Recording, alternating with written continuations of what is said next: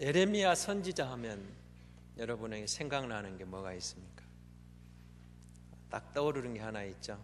눈물의 선지자 예레미야, 그렇게 기억을 하실 겁니다. 예레미야는 우리에게 눈물의 선지자로 잘 알려졌습니다. 북이스라엘이 망하고 남유다가 이제 마지막으로 달려가고 있는 바로 그때 어쩌면 혜성처럼 등장한 사람이 요시야 왕입니다. 요시야 왕이 종교 계획을 이루고 그야말로 빛나게 되죠. 근데 안타깝게도 무깃도 전투에 올라가다가 애굽과의 전투에서 이 요시야 왕이 죽고 맙니다. 이 요시야 왕 때 예레미야가 탄생을 해서 시작을 하는데 그때는 별로 무슨 역할을 하지 않습니다. 왜냐하면 요시야 왕이 너무 정치를 잘했습니다. 종교 계획도 잘하고 하나님 앞에서 바로 서고 바로 잡고 정치를 올바로 하니까 그러면 이 선지자나 제사장이 할 일이 별로 없는 겁니다.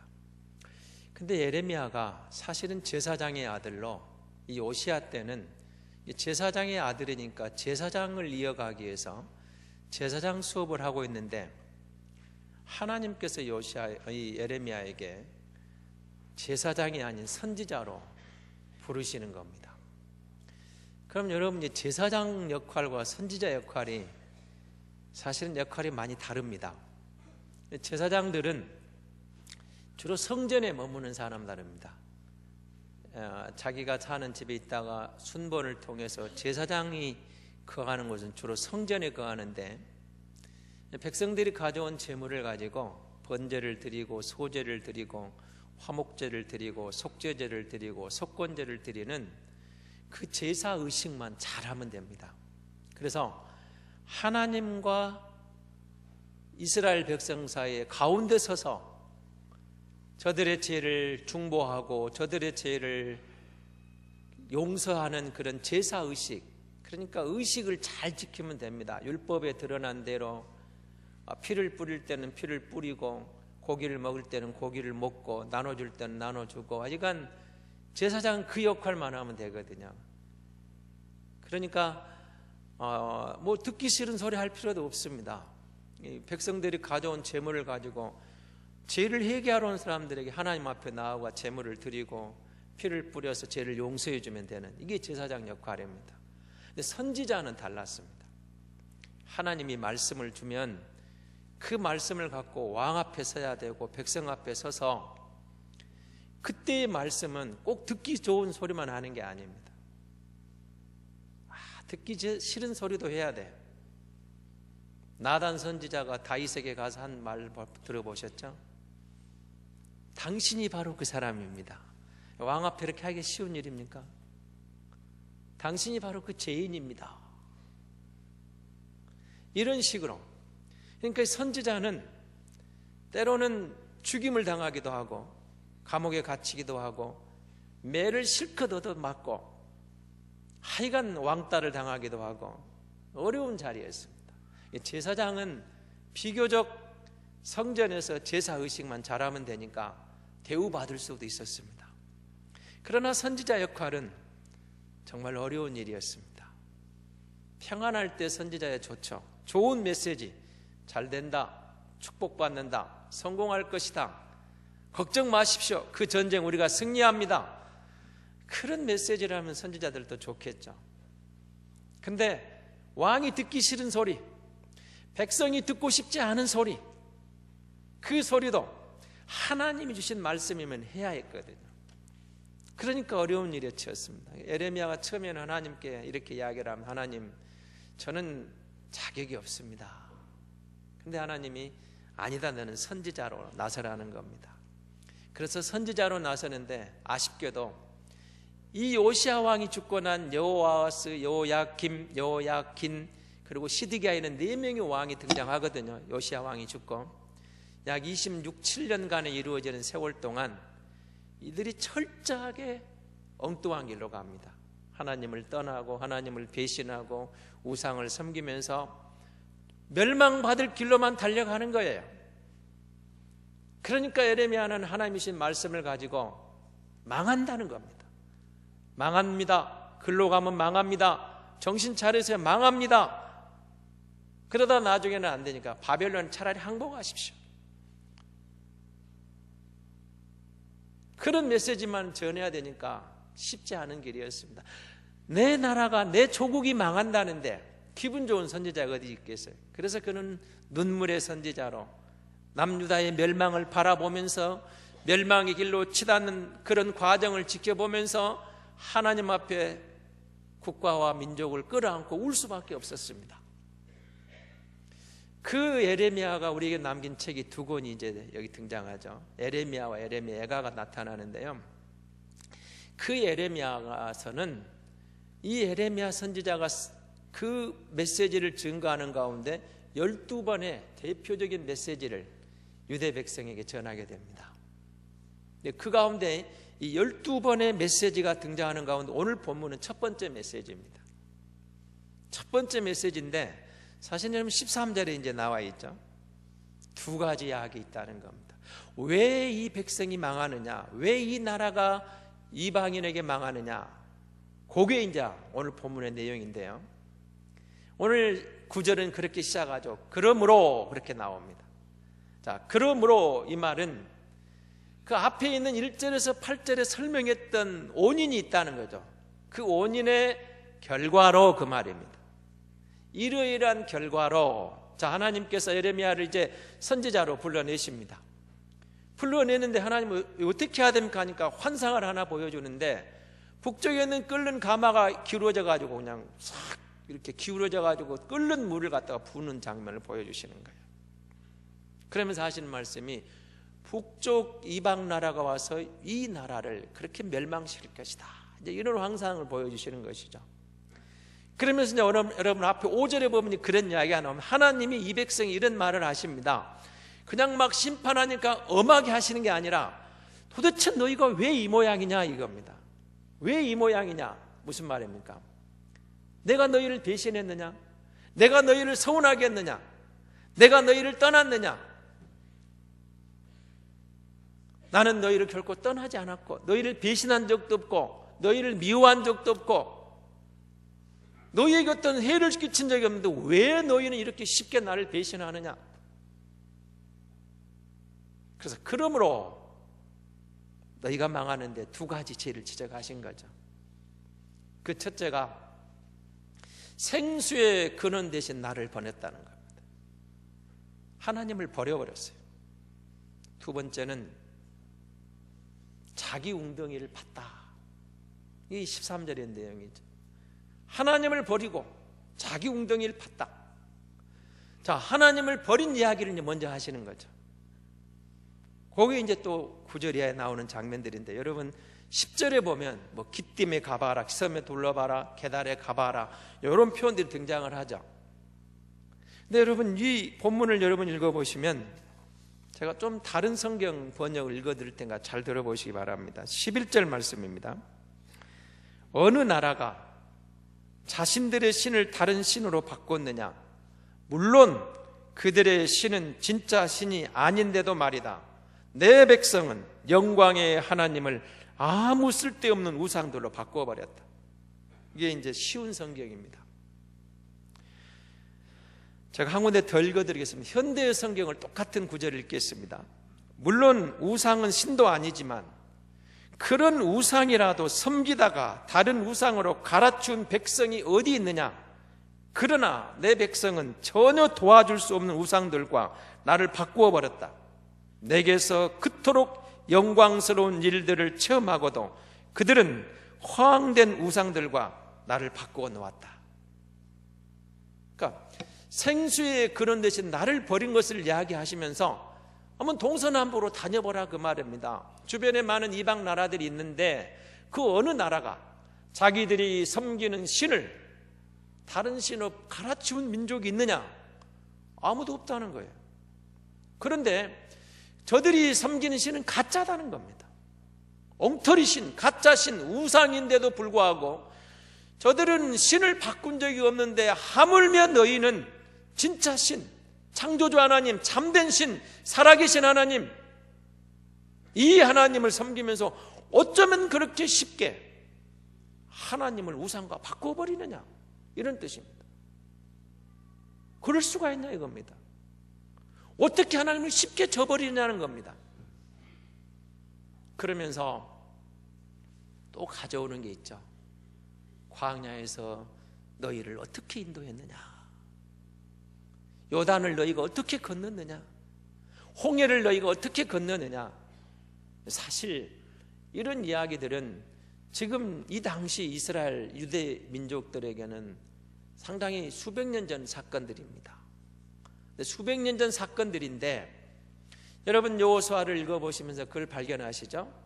요단을 건너면서 바로 세운 게 뭐예요? 길갈에 기념비를 세웠습니다. 12지파의 대표를 데려다가 돌멩이 하나씩 가져다가 요단을 건너고 대표 그 기념비를 세워놔요. 그 다음에 제사장들이 요단강 가운데에 서서 백성이 지나가도록 서 있던 그 자리에다가 또 기념비를 세웠어요. 기념비를 세우는 것이 있다는 거예요. 그리고 저들이 한 게 또 하나 있죠. 가나안에 들어와서 유월절을 지켰습니다. 유월절이 뭡니까? 애굽을 떠나면서, 애굽에게는 재앙이었지만 이스라엘은 구원이 되는 그 유월절 사건을 기념하면서 무슨 일을 합니까? 자녀들에게, 후손들에게 이 기념비를 봐라, 하나님의 은혜로 요단을 건넜고 하나님의 은혜로 요단을, 이 가나안을 우리가 점령했느냐. 자, 이 유월절을 봐라, 이 떡이 뭔 줄 아는, 이 피가 뭔 줄 아느냐. 하나님의 은혜로 우리가 애굽에서 이 양의 피를 보고 죽음의 사자가 우리를 건너가고 온 애굽은 국가적으로 그냥 전국적인 초상을 치르는데 우리는 무사히 통과했느니라. 그런 기념비를 가지고 유월절을 통해서 자녀들에게, 후손들에게 하나님이 행하신 일을 계속해 전했던 겁니다. 그걸 뭐라고 하면 영광스러운 일이었습니다. 이들이 경험한 영광이었습니다. 광야를 통과하면서 가나안에 들어오면서 하나님의 특별한 기적을 경험하고 하나님의 특별한 보호하심 가운데 여기까지 왔어요. 하나님의 특별한 은혜를 입은 백성이 됐다 이 말입니다. 그런데 이제 가나안에 정착해서 일상생활에 들어갑니다. 농사를 짓습니다. 과일을 심습니다. 목축업을 합니다. 그 사는 일상생활 속에서 하나님께서 늦은 비를 내려주시고 이른 비를 내려주시고 태를 주시고 바람을 주시고 태양을 주셔서 거두게 하셨는데 이 백성이 하나님이 아니라는 거예요. 하나님이 아니라는 겁니다.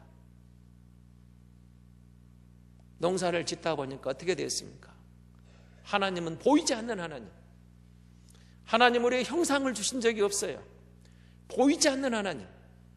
그런데 가나안에 정착하고 살다 보니까 무슨 일이 벌어집니까? 주변 모든 국가들이, 이웃들이 우상을 섬겨놓고 바알을 섬기고 아세라를 섬기며 이게 목축의 신, 이게 농경신, 이게 풍요의 신, 이게 태양신. 그럴 때돼요. 그러니까 우리가 광야를 통과할 때는 하나님의 은혜가 필요했지만 농사 지으면서 잘 먹고 잘 살기 위해서는 바알이 필요하다. 하나님과 바알을 바꿔버렸다는 겁니다. 바꿔버렸어요. 보이지 않는 하나님. 여러분, 우리는 사실 보이지 않는 하나님을 섬깁니다. 교회 여러분, 하나님 형상이 없어요. 교회 어디가 여러분 하나님 사진이 어디가 있습니까? 하나님은 만들지 말라겠거든. 하늘에 있는 것이나 땅에 있는 것이나 바다에 있는 것이나 땅 아래는 그 어느 것이든 하나님 형상을 만들지 말라는 거예요. 표현할 수 없어. 여러분이 성당에 가면은 성자들의 사진도 걸어놓고 무슨 성화를 걸어놓고 예수님의 얼굴, 하나님의 다양한 것을 많이 걸어놓은 걸 보실지 모르지만 교회에 오면 그런 게 없습니다. 교회는 없어요. 보이지 않는 하나님을, 약속을 믿고 말씀에 근거해서 하나님의 성령과 그 은혜 가운데 우리가 그를 경배하면서 그를 확신하는 거예요. 비록 보이지 않지만 살아계신 하나님, 창조주 하나님, 우리를 구원하신 하나님, 우리를 인도해 가신 하나님, 나를 여기까지 인도하신 그 하나님이 나의 남은 인생도 인도하실 것을 믿으며 그 하나님을 신뢰합니다. 그 하나님을 의지합니다. 그 하나님을 섬깁니다. 그 하나님을 경배합니다. 우리는 그렇게 가는 거예요. 하나님의 형상을 우리에게 보여주신 적이 없어요. 모세도 형상을 만들어 놓지 않았습니다. 그러니까 우리 교회는 그런 형상이 없어요. 그런데 이 백성이 가나안에 정착해 살다 보니까 우상들이, 옆에 있는 우상들을 보면서 부러운 거예요. 야, 풍요의 신에 가서 막 구슬하고 저들에게 절을 하고 거기서 하여간 온갖 짓거리를 하는 것을 보면서 저러면 하나님, 저 신이 우리에게 복을 주지 않을까, 풍요를 주지 않을까. 저게 태양신이라는데, 저게 풍요의 신이라는데, 처음에는 무시하다가 세월이 지나면서 그것들에게 혹하고 하나님을 바꿔버렸다는 겁니다. 근데 하나님 이렇게 이야기하십니다. 광야 여정의 기적도 내가 너에게 베풀었지만 가나안에서 삶도 나의 은혜니라. 햇빛을 주신 이가 하나님이시고 이른 비와 늦은 비를 주신 이가 하나님이시고 너희를 지금까지 보호하고 지켜주고 너희를 먹이고 입히시는 모든 손길에는 하나님의 은혜의 손길이 있었다는 겁니다.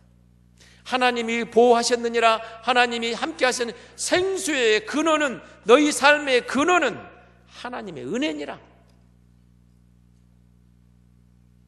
그걸 깨우치시는 거예요. 그걸 놓쳐버린 겁니다. 저들이 가나안에 들어와서 첫 수확을 거두는 때에 만나가 그칩니다. 지금까지 기적적으로 살아왔는데 이제는 땀 흘려 수고하는 가운데 일상생활 속에서 하나님의 은혜를, 기적을 또 경험하게 되는 겁니다.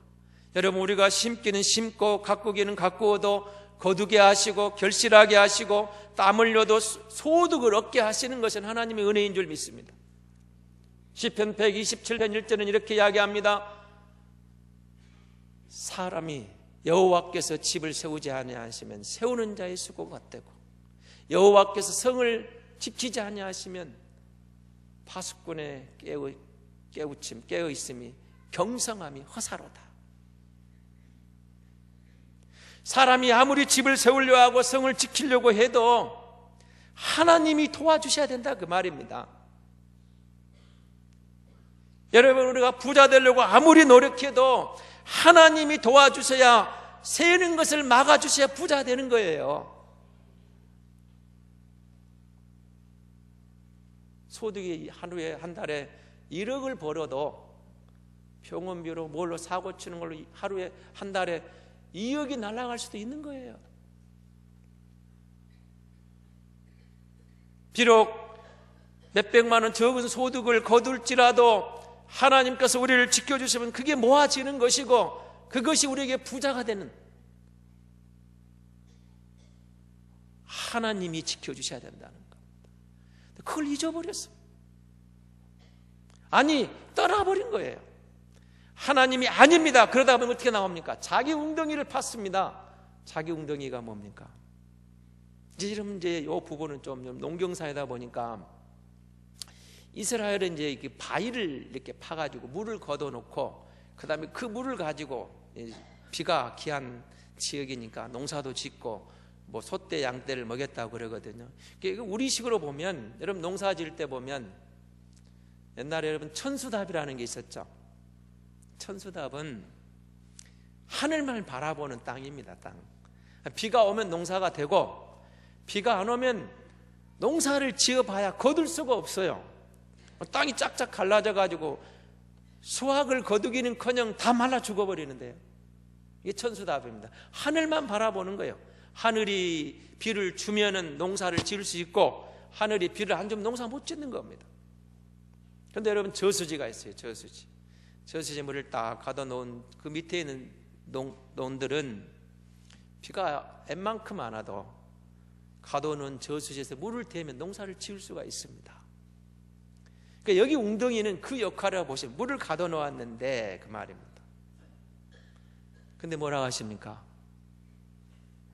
물을 가둘 수 없는 웅덩이라는 겁니다. 왜요? 터진웅덩이에요. 터진웅덩이. 다 새버리는 거예요. 자, 이들이 하나님을 떠나서 어떻게 생각합니까? 야, 우리 방법으로 우리가 수고해서 우리가 이만큼 이루었다, 이만큼 우리가 거두었다, 이제 됐다. 하나님 없이도 되고 우상에게 기웃거리고 그렇게 가더라는 거죠. 제가 여러분에게 한 가지 질문을 하겠습니다. 여러분, 지금까지 인생 살아오시면서 여러분 지난 여정을 한번 쭉 여러분 인생 한번 돌아보십시오. 정말 어려웠던 순간이 있습니다. 그 어려울 때 여러분 믿음이 빛났습니까? 아니면 정말 일이 잘 풀려갖고 잘 되는 순간, 풍요로운 순간이 있습니다. 정말 성공했던 순간들, 그때 여러분 믿음이 더 빛났습니까? 한번 여러분 돌아보십시오. 고난을 통과할 때, 어려울 때 정말 하나님을 더 의지했는가? 일이 잘 되고 풍요로울 때 하나님을 의지했는가? 가만히 보십시오. 여러분 스스로 다 같을 수는 없지만 보편적으로 어려울 때 하나님을 더 신뢰합니다. 의지합니다. 가까이 합니다.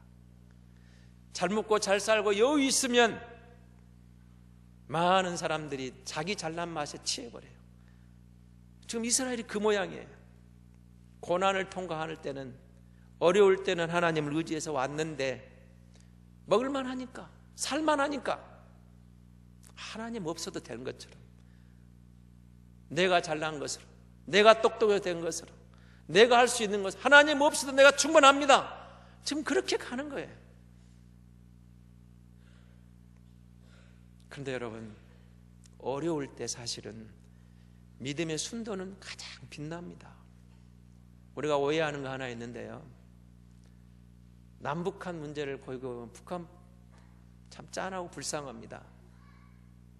경제적으로 너무 안타까워요. 평화통일이 빨리 되었으면 좋겠어요.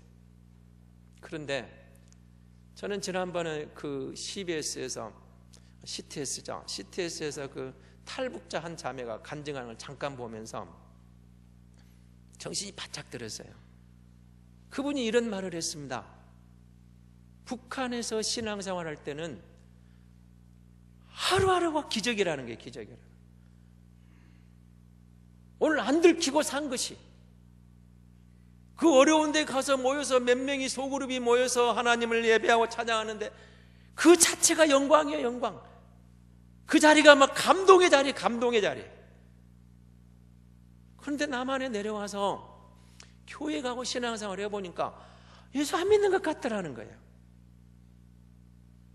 이 사람들이 신앙생활을 하는 사람들인가?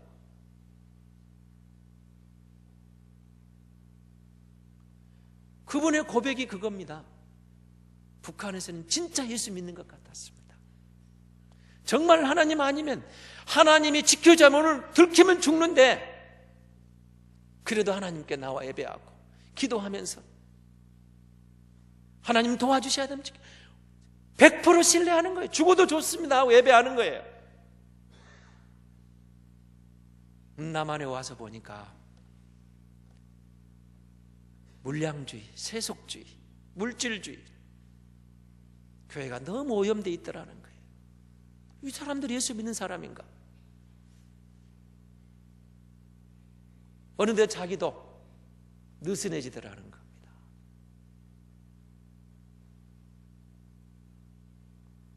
신앙의 순수성과 신앙의 그 순도를 놓고 보면 북녘이 얼마나 있는지 모르지만 그들 신앙이 정말 깨끗하고 순수합니다.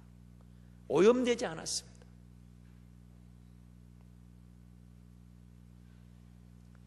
오늘 우리 신앙도 그랬어요. 40년대, 50년대, 60년대 우리 선배들의 신앙을 한번 여러분 책을 보십시오. 제가 최근에 1900년 후반기, 전반기, 1800년 후반기 한국사 선교사들이 쓴 책이 약 1000페이지 가까운 우리 차종순 호남대학 총장님이 이제 은퇴하셨습니다만 번역한 책을 보고 있는데요, 한 절반 정도 읽었습니다. 거기 보면 처음 복음 받았던 우리 선배들의 그 순수함, 헌신, 하나님을 절대 신뢰하는 그 믿음 생생하게 나와 있습니다. 생생하게 등장합니다. 정말 어려운 환경입니다. 예수 믿으면 잡아 죽이는 순간들이에요. 그런데 놀랍게도 그런데도 세례 받으려고 몰려옵니다. 예수 믿는 사람 늘어나요. 돌멩이 맞으면서 양귀신이라고 배척 당하면서도 평양에서, 원산에서 교회가 성장해 갑니다. 정말 어려운 시기, 복음이 들어가서 잘하는 걸 보게 됩니다. 그런데 이 백성이 지금 자기 웅덩이를 팝니다. 자기 웅덩이 판 게 죄가 아니죠.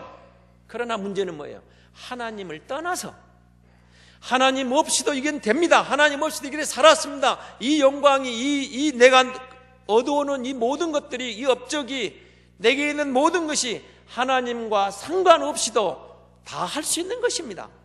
하나님을 떠나버린 게 문제죠.